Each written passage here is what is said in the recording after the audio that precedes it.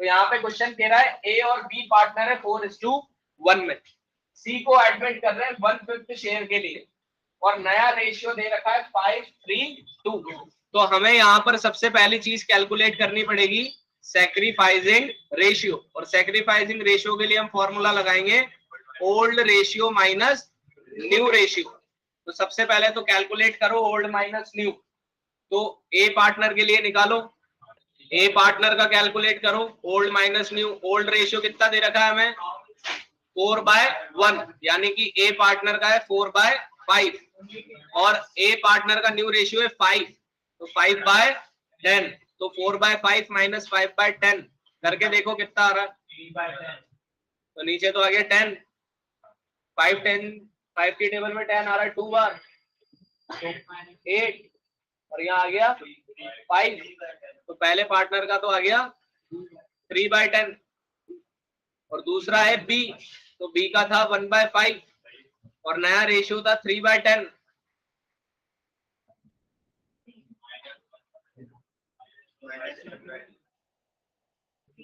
2 minus 3 यानी कि 1/10।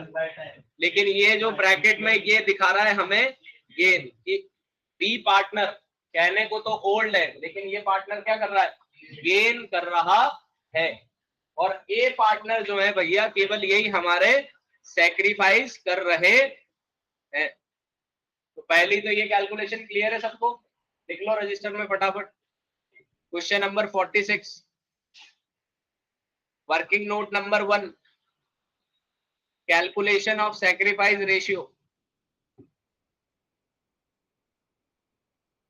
As it is लिख लो इसको फटाफट। तो सैक्रिफाइस गेन निकाल लिया हमने। पहला केस अभी आप देख रहे हो बेटा, अभी तक एडमिशन में एक भी क्वेश्चन आपने ऐसा नहीं देखा जिसमें ओल्ड पार्टनर गेन कर रहा हो। एंट्री बदल जाती है, क्योंकि ऐसे तो हम एंट्री करते हैं premium of goodwill to old partner, लेकिन ओल्ड पार्टनर यहाँ पे डिनोट करता है सैक्रिफाइस को। अगर गेन हो जाएगा तो गेनिंग पार्टनर क्रेडिट पे दिखेगा, गेनिंग अकाउंट डेबिट। तो यहां पर देखो पहली एंट्री जो हमने पास करी, ये वाली एंट्री, ये पहली एंट्री जो हम पास कर रहे हैं, ये तो हम कर रहे हैं सी की कैश लाने की और एसेट लाने की, और ये किसके बिहाफ पे ला रहा है। तो बिजनेस में कैश आया तो cash account debit, cash asset होती है, एसेट इंक्रीज होती है तो डेबिट होती है।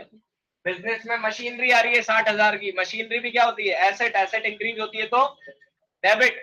तो cash account debit, asset account debit, और ये आ किसके नाम पे लिए प्रीमियम फॉर गुडविल, तो ये हमारा अकाउंट क्रेडिट पे आ गया टू प्रीमियम फॉर गुडविल। 20,000 और 60,000 तो टोटल गुडविल कितने की हो गई 80,000। चलो जर्नल बनाओ, date particular LF debit amount credit amount, और ये पहली एंट्री रिकॉर्ड करो। अब 80,000 सेकेंड एंट्री समझने की कोशिश करना। ये 40,000 और एक 20 कहां से आया, हमें तो पूरे क्वेश्चन में टोटल अमाउंट 80,000 ही दे रखा था, तो फिर हम ये 40,000 और 1,20,000 कहां से लिया। हम तो ये 80,000 ही बांटते हैं, तो गेन कर रहा है तो अमाउंट कहां से लाया है 80,000, तो बस नए पार्टनर की गुडविल है, और हमें हिस्सा जो निकालना है वो ओल्ड पार्टनर के गेनिंग का भी निकालना है। नया पार्टनर जो गुडविल लाया ये 80,000 की, ये कितने शेयर के लिए लाया 1/5 शेयर के लिए लाया। तो अगर 1/5 के लिए ये गुडविल लाया तो 5 के हिसाब से कितना होना चाहिए। हमने रेसिप्रोकेट कर दिया फ्रैक्शन को। रेसिप्रोकेट करने की वजह क्या है भाई, 1/5 अगर सी का है तो टोटल फर्म का प्रॉफिट कितना होगा 5। अगर 80,000 1/5 है, ये कितना है 1/5 है, और अगर हमें 5 कैलकुलेट करना है तो क्या मैं इसको रेसिप्रोकेट करके ये नहीं लिख सकता कि 80,000 अगर 1/5 है तो 80,000 के हिसाब से 5/1 कितना होगा। तो इसके हिसाब से बिजनेस की गुडविल कितनी होनी चाहिए 4 लाख। बात समझ में आई? हमने नए पार्टनर की गुडविल से क्या कैलकुलेट कर दिया? फर्म की गुडविल की वैल्यू निकाल दी। कैसे? उसके शेयर को रेसिप्रोकेट करके। अगर वो 1/5 के लिए 80 लाया तो 5 टोटल कितना होगा? तो फर्म के हिसाब से टोटल कितना हो रहा है? 4 लाख। यानी फर्म की गुडविल 4 लाख है नए पार्टनर के नजरिए से। अब इसके टुकड़े करने किसमें? Gaining ratio. तो गेनिंग रेशियो है 1/10, यानी कि जो पार्टनर गेन कर रहा है तो 4 लाख का 1/, तो 1 0 कट गया तो कितना बचा? तो ये नए ओल्ड पार्टनर जो गेन कर रहा है वो कर रहा है 40,000। यानी कि इस हिसाब से सर ओल्ड पार्टनर में ये जो बी भैया है ये भी ए को कंपनसेट करेंगे कितने से? 40,000 से। इस वजह से गुडविल के साथ बी कैपिटल भी डेबिट पे आया क्योंकि गेन कर रहा है। ठीक है, और टोटल ए भैया जो है वो आ गए हमारे क्रेडिट साइड पे 1,20,000। तो 1,20,000 मिलेंगे किसको? ए को, क्योंकि वो क्या कर रहे हैं? Sacrifice, he is the giver of the share. तो एंट्री रिकॉर्ड कर दो, premium for goodwill account debit, B capital account debit to A capital account. समझ में आ गया ये 80 और 40 का खेल?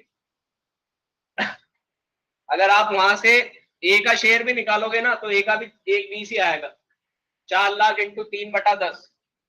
ए का सैक्रिफाइस 3/10 था ना, 4 लाख इंटू 3/10 करते 40 इंटू 3 1,20,000 ही आएगा।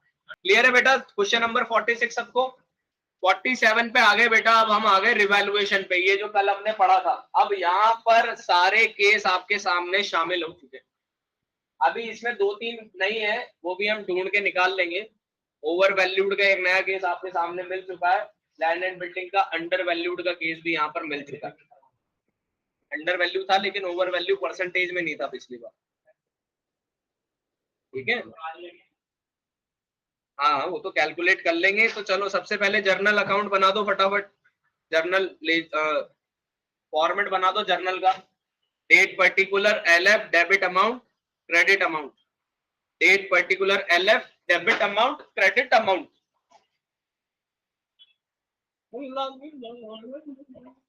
बना लिया? बस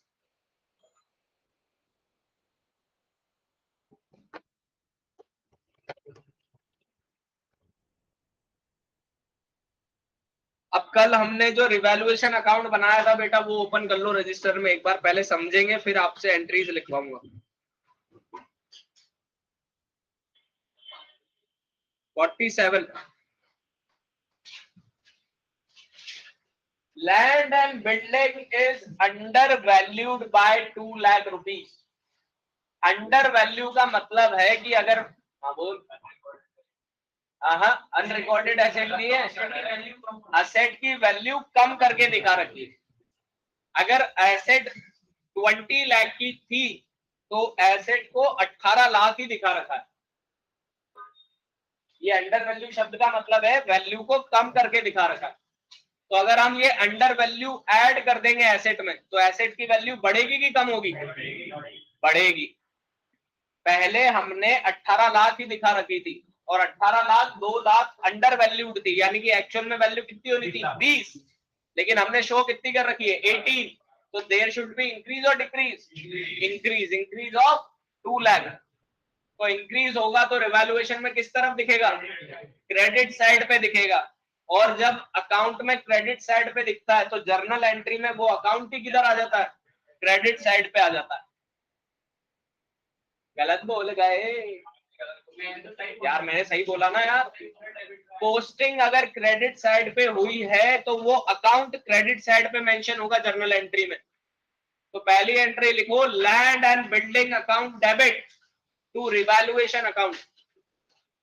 land and building account debit to revaluation account. क्या ये 2 लाख रुपीस चेंज वैल्यू दे रखी है? तो हम इस 2 लाख रुपए से जर्नल एंट्री करेंगे land and building account debit to revaluation account. अब बात को समझने की कोशिश करना। Stock is over valued bye 20%, यानी स्टॉक की सुन ले, फिर वही जल्दीबाजी नहीं करनी, घोड़े नहीं दौड़ाने, कछुआ बन के खेल। Stock is over valued bye 20%, यानी कि 20% वैल्यू ज्यादा दिखा रखी है। यानी अगर मैं मैथमेटिक्स में बोलूं तो जिसकी वैल्यू 100 रुपए होनी चाहिए थी उसकी वैल्यू 120 रुपए बता रखी है। एम आई राइट? अगर ये 60,120 है तो 100 कितना होगा, पता लगा सकते हैं क्या? लगा सकते हैं। तो हम ये कह सकते हैं कि अगर 60,120 है तो 100 कितना होगा? हाँ, तो बुक वैल्यू ही तो ओवर वैल्यू कर रखी है। 60,000 को ही तो 20% बढ़ा के रख रखा है। तो अगर इसका हम अमाउंट निकालें तो कितना निकल के आएगा? 12 5 60 और 0 से कट गया तो 500 इंटू 100, यानी जिस एसेट की स्टॉक की वैल्यू 50,000 रुपीज है उसको हमने कितने वैल्यू पे दिखा रखा? तो अगर 60,000 पे दिखा रखा है और हमें अब उसको कितना करना है? 50। तो अब मैं जिससे पूछूंगा वही जवाब देगा। जिसकी वैल्यू 60,000 दिखा रखी है उसे करना है 50। तो वैल्यू डिक्रीज होगी कि इंक्रीज होगी? डिक्रीज होगी। तो वैल्यू डिक्रीज होगी, कितने रुपए से होगी? 10,000 से डिक्रीज होगी। यानी हमें एक चीज क्लियर हुई सर कि जब अंडर वैल्यू होता है तब तो इंक्रीज देखने को होता है, और जब ओवर वैल्यू होता है तब डिक्रीज देखने को होता है। तो एक्चुअल में जिसकी कीमत 50,000 थी हमने उस स्टॉक को कितने पे दिखा रखा था? तो अब हम रीवैल्यू करके उसे वापस 50 पे ला रहे हैं, तो हमें 10,000 से डिक्रीज करना है। अब रिवैल्यूएशन अकाउंट में 10,000 ये डिक्रीज किधर दिखेंगे? डेबिट। तो डेबिट में दिखेंगे, तो जब हम जर्नल एंट्री बनाएंगे तो रिवैल्यूएशन किधर दिखेगा? डेबिट पे। तो सेकंड एंट्री करो, revaluation to stock, revaluation account debit to stock 10,000 रुपए से। तीसरी चीज कह रहा है एक्सप्लेन तो करने दे। Provision is to be made for compensation of 20,000 to an ex-employee. Girlfriend boyfriend x होते हैं, सुना है, एम्प्लॉय भी एक्स होता है। एक्स एम्प्लॉय बोले तो जो पहले काम करता था। Very good. कंपनसेशन देने का मतलब क्या है? मुआवजा देना। यानी कि जब ये नौकरी छोड़ के चला गया तब तो पैसे लेके गया नहीं, और अब आ गया हमारे पास ये कह के कि हमें 20,000 रुपया दो। तो एसेट अनरिकॉर्डेड देखने को मिली कि लायबिलिटी अनरिकॉर्डेड देखने को मिली? प्रोविजन इज द लायबिलिटी, और अनरिकॉर्डेड लायबिलिटी अपने रिवैल्यूएशन अकाउंट में देखो किधर देखने को मिल रही है? डेबिट साइड पे एक्सपेंस हो रहा है, तो revaluation account debit to provision for compensation. तीसरी एंट्री करो, revaluation account debit to provision for compensation. Entry समझ में आ गई ना सबको? 20,000 रुपए से प्रोविजन फॉर कंपनसेशन, टू नहीं, फॉर क्लियर है तीसरा सबको पॉइंट? चलो फोर्थ पे आते हैं। डेटर बुक में दिख रहे हैं 1.5 लाख रुपए के। They are estimated to produce not more than 1,30,000, यानी कि हमारे टोटल उधारी है 1.5 लाख की जो हमें रिकवर करनी है। लेकिन हमें ये पता चल रहा है कि ज्यादा से ज्यादा कितनी रिकवर हो पाएगी? 1,30,000 रिकवर हो पाएगी। यानी हमारे को कितने का नुकसान हो रहा है? अगर हमें 20,000 का नुकसान हो रहा है तो जर्नल एंट्री में रिवैल्यूएशन किधर दिखेगा? डेबिट साइड पे। तो एंट्री करिए, revaluation account debit to provision for bad डेब्ट, revaluation account debit to PBD, creditor include and 10,000 rupees received as commission.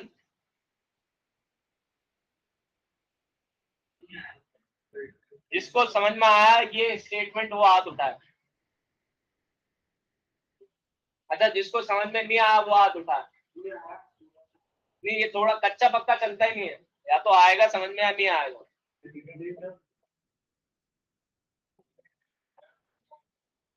आ गया।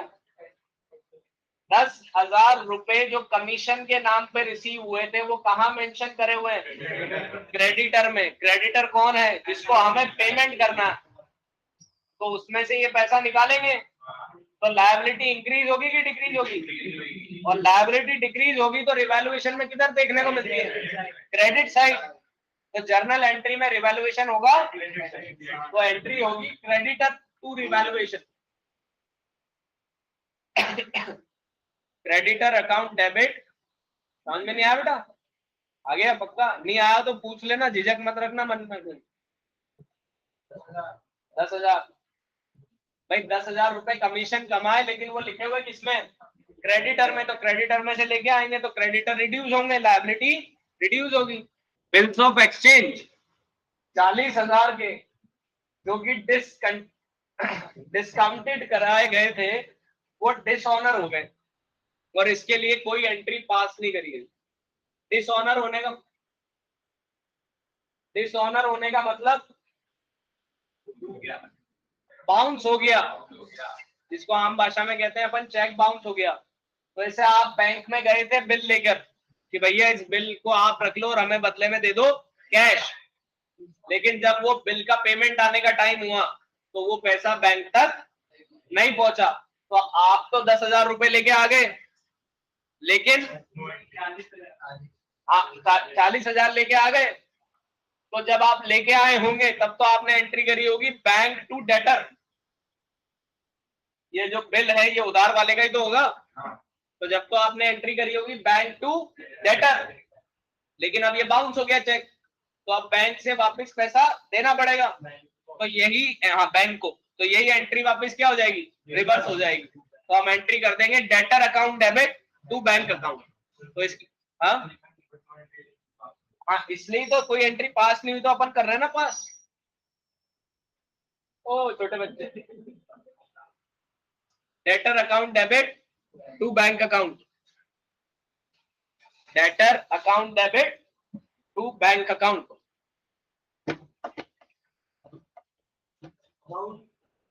अमाउंट 40,000।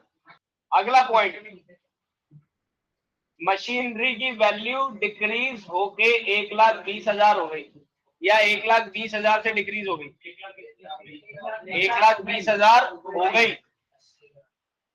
तो जिसकी वैल्यू 2 लाख रुपए थी उसकी वैल्यू कितनी हो गई? अब 1,20,000। तो कितने का डिक्रीज आया? तो रिवैल्यूएशन डेबिट होगा जर्नल एंट्री में, तो कर दो revaluation account debit to machinery account 80,000।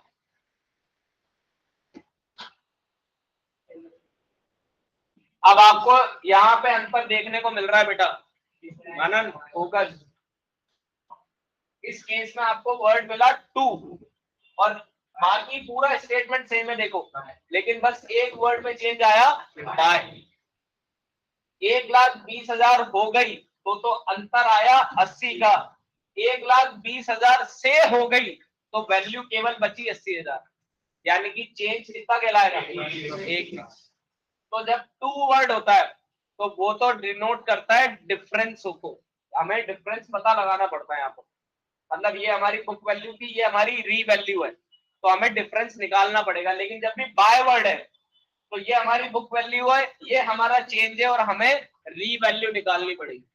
तो यहाँ पर जो अंतर 80,000 का आ रहा था, तो यहाँ पे वो अंतर ऑलरेडी दे रखा है कि मशीन की वैल्यू 1,20,000 से गिर गई। ठीक है, 1,20,000 तक नहीं गिरी है, 1,20,000 से गिर गई है।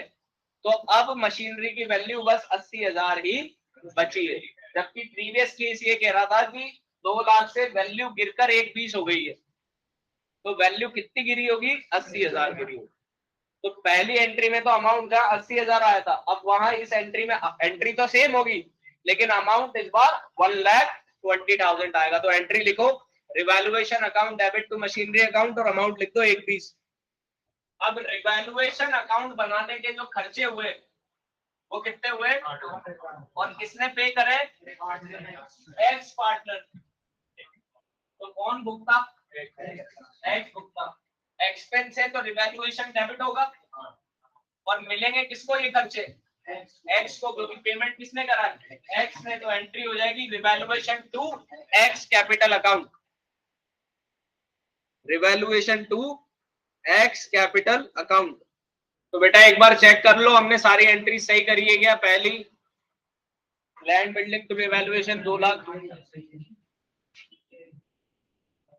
दूसरी है 60 में से 50 जाके 10,000, तीसरी है 20,000 की प्रोविजन फॉर कंपनसेशन, चौथी है प्रोविजन फॉर डाउटफुल डेट की 20,000, फिर पांचवी है क्रेडिटर टू रिवैल्यूएशन, फिर डेटर टू बैंक, फिर revaluation to machinery, revaluation to machinery और रिवैल्यूएशन टू एक्स कैपिटल। सही है?